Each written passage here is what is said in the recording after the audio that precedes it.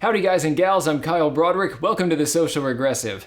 Behind me you see the Scout AR, which we put together in a series of videos and tested, even against hogs, and this has become my second favorite rifle. I know there's nothing extreme about this in any way. There's nothing, no like rare parts, no rare metals or anything like that. There's nothing that would really point out that this should be some kind of exceptional rifle. But what we did is we were very purposeful in this build, selecting parts that I thought would work out really well for this, keeping it light, keeping it balanced, making it easy to move around, and it really worked. I love this rifle. My favorite rifle is still the telekinesis rifle, and if someone in the comments below can tell me what that rifle is, what it's made of, then well, bonus points to you. I'm kind of curious to see if anybody's been watching that video.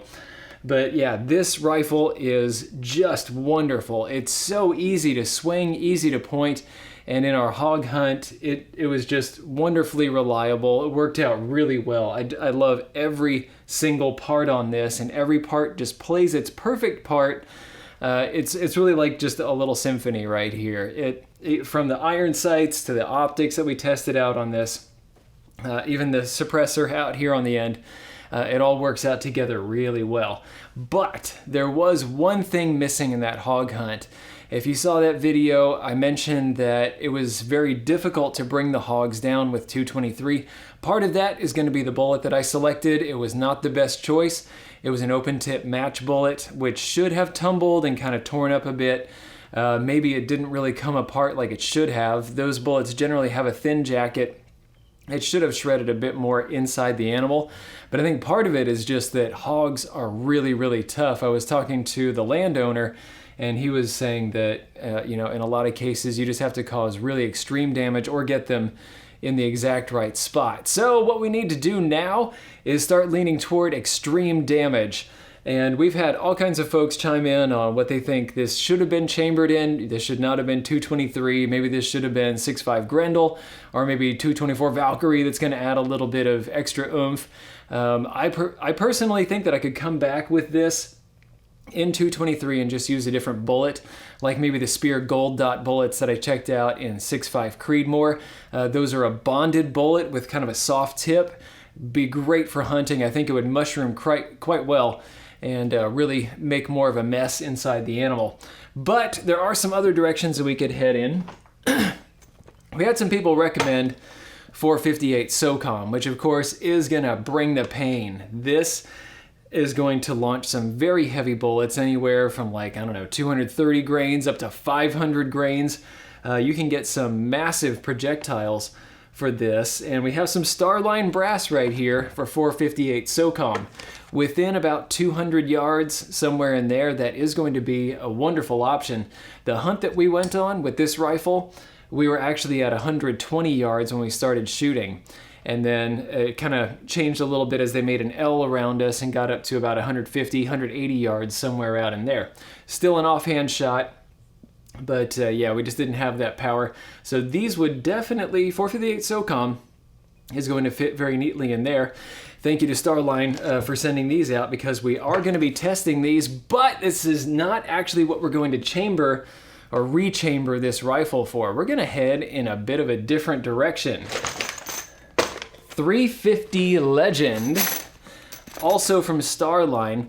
We have been waiting to see if somebody's going to start releasing reloading parts for 350 Legend. We haven't seen brass, we haven't seen the special bullets that we're going to need for it, and it looks like at least Starline has picked up the brass end of things. If you are interested in 350 Legend and you want to start going beyond the factory ammunition that you get from Winchester, and now from Federal, by the way, go check out the Federal loads.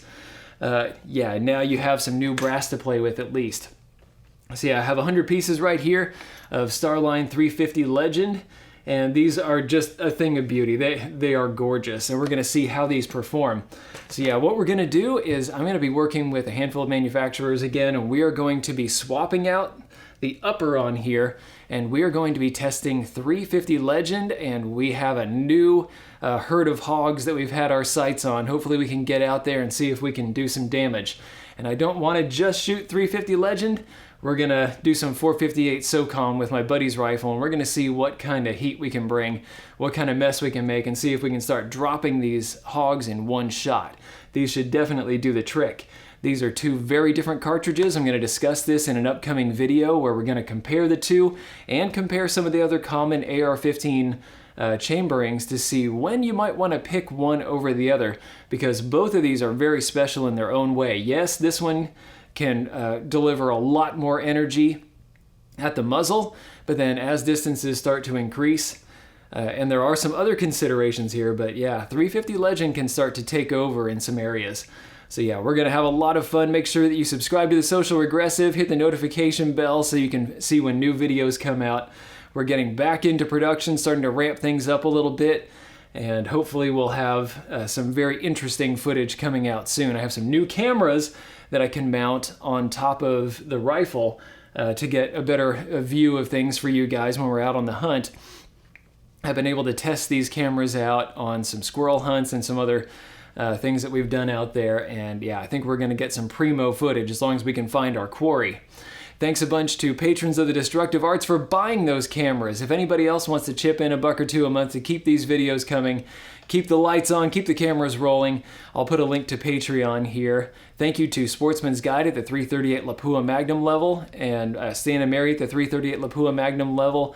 And thanks to Peter at the 300 Win Mag level, and thanks to everybody else that has been making these possible. We've got a good roster of folks out there, and we've had some good conversations out on the Patreon site too. So if you want to get that behind the scenes look and help to keep these videos coming out there, well, yeah, you can check that out. Thanks a lot, you guys. I will see you around. Thanks for watching. If you liked this video, be sure to like, share, and most importantly, subscribe. Even if you didn't like this particular content, go ahead and subscribe. There's probably something coming that's more up your alley. Check out this playlist right here. This is going to have videos in a similar vein to what you just watched. These two videos we cherry-picked for you. And finally, The Social Regressive is on Patreon. So you can become a patron of the Destructive Arts and earn some goodies while helping us to provide high-quality videos just by kicking us a few bucks a month. Thanks a bunch for your patronage.